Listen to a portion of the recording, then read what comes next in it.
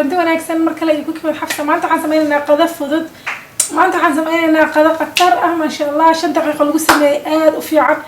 qof kasta uu sameyn karo guys fiirsada waxay tahay idin ma sheegay surprise waa indhiina ay idin macallin arka okay assalamu alaykum subscribe Rayaan hoos idin kala hadlaysa waxay idin leedahay subscribe Rayaan do you want to come here please Aku arkan, please. Okay, Rayaan. Okay, next time, inshallah.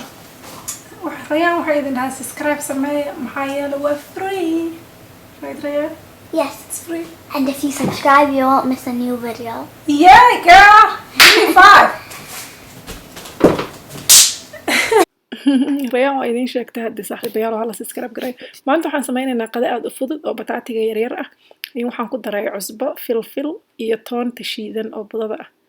Iyo 2 qaado camal oo maaragtay saliid olive ah si maaragtay wixii ay isugu dhagaan. Foornadan gelinaa 350 u geynayaa 15 daqiiqo gudahood waa qada aad u fudud. Maadaama winterka imaanayo waxa fiican maaragtay ku dhaljinaya especially maaragtay dhalinyarada. Markasta ii soo qorto xafsay qadooyin fudud soo sheeg. Ha ka faa'iideystaan insha Allah. Foornadan geliyay inta qudaarta nagdaala uga dari doonaa insha Allah. Haddana waxaan sameynayaa chickenka qaybta loo yaqaano shafka ama chicken breastiga qaybtaas waaye qaybtaas xoogaa yar kariskeeda uu dib u noqon karaa wuxuu dib ku noqon karaa qaleyl ka noqonaa haddaad aqoon sida loo kariyo qaleylkana ma fiicna marka waxaan ku daray filfil iyo cusbo iyo toon saliid yar aan dabka saaray si uu qaleyl kaaga noqon foornada ma gelinayo meeshaan ku karinayaa 3 qaado 4 qaado camal saliida paprika waa waxaas aan korka uga shubay waa barbariga guduudan marka hoos intay kasoo guduudataa sugaysaa hoos markay kasoo guduudato labada dhinac aa u gadgadinay markay guduudato waxa ku wax aad u fudud waa qof kasta sameyn kara dabka inuu ku maaragtay gaaban yahay aad muhiim u tahay liin dhanaan aan ku darayaa liin dhanaan marka ku dartid biyo yar ku daraysaa daboolkiisa dhab ku siinay waa isku dhamaatay danahaaga ka raacatay 15 daqiiqo ilaa 20 daqiiqo kadib chickenkaas waa karay markuu kare kadib marka waxaan sameysanaysaa waa ka baxsanaysaa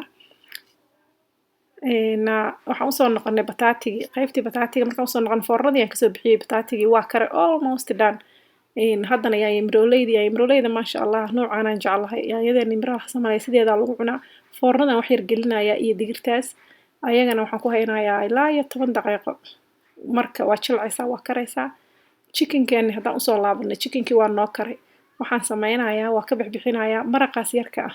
oo meesha ku har marka lama daadiyo intii la walaaqo waxa ku dhagdhagay digsiga laga fujiyo wax yar oo qaada yar oo buro lagu daraa markaas kadibna wuxuu ku noqonaa wax gravy la dhaho oo wadamadan bataatiga korka looga shubto maasha Allah dhadhan fiican because wixii oo dhan dhadhankii dhan ay isku geysaa meesha ku jiro maraq fiican uu noqdo hadhow bataatiga korka uga shubaysa yaanyadii iyo digirtii waa noo kartay waa ujeedaan iyo bataatigii digirta dhaadheer oo cagaaran iyo baradhadii waa noo kartay qadadaadi diyaar 20 daqiiqo gudaheed cunto kariska ma dhib badna marka junk foodka banaanka laga cunayo hala joojiyo waxaana dhan intii maaragtay haddaa shaqo ka imaata xataa intaa qabaysanaysid aad foornada gelin kartaa aad diyaarin kartaa waa iska fududahay marka insha Allah balaan unbaa loo baahan yahay yacni qorshe inaad ku socotid wakaasaa bataatigaagiyo kuu karay chickenkiyo kuu karay chickenka markii waxaan foornada ugu karin waxaa nacaya inuu qalalo chicken breastiga wuu qalalaa hadduu qalalana naf malaha lama cuni karo maraqii wakaasaa haddii aa xiiseynayso haddii kaleeta salad dressinka iyo waxyaabahaas waa ku korshiban kartaa laakiin maraqyada noocaana baroobeeya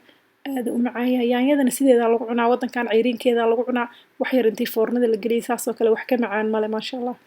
marka dawaa idinkaas haddana waxaan sameynayaa mazago milada la dhahaa wadankan waa halkaas ku qoran mazagada marka dadka Soomaalida maasha Allah aad u akhli badan ay ahaayeen waxay dhihi jireen qofka jaba iyo waxaas loo cunaa waa run maxaa yeelay calcium badanaa ku jiro hal koob kaliya karina haddaad doonto habeenkii biyo ku dhigi kartaa markaas karin kartaa saasay ku fududahay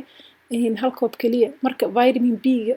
oo ahay ku ah waxa ku ah calcium ka ahay ku ah aad ay kugu fiican tahay haddaad sokor qabto maaragtay hoos kaaga dhigaysaa waxyaabaha inta lagu soo koobi karin ay leedahay gluten free waaye ilmaha ama dadka qaar oo gluten problem ka qabo gluten free waaye so faa'iidooyin badan maadaama ay leedahay karsada masagada ka war doona insha Allah waxa aan ku daray waxa waaye kabsar caleen iyo basal caleen liin iyo waxaan ku daray iyo maaragtay olive kaliya hadaayana cusbaan ku kariye saacaday karaysaa marka la habeenkii biyo ku dhig subaxina kari insha Allah yaanyadii wataas yaanyadaas waxaa ku leeyahay suugo oo waxa weeye aan digsi lagu karinin afkaaga ku baaba'aysaa it's really good digirtaasna nafoorad kaliya maadaama lagu kariyo saliid waxba aysan lahayn waxaan ku leeyahay qadaadi wataasaa maasha allahda ah masagada hala badsado masagada ha loo noqdo masagadeennii soomaaliya waa xasuusataan dadka jabanaa lagu daaweyn jiray laakiin aaday kugu fiican tahay maaragta masagada marka insha allah hala badsado bariiska meeshiisa ha lagu bedelo waxyaaba badan masaga laga sameeyan insha allah waa keeni doonaa near futureka insha allah marka subscribe gareeya iyo walaalaha kaleetana u gudbiya share gareeya khayr badan idin rajeynaya wassalaamu calaykum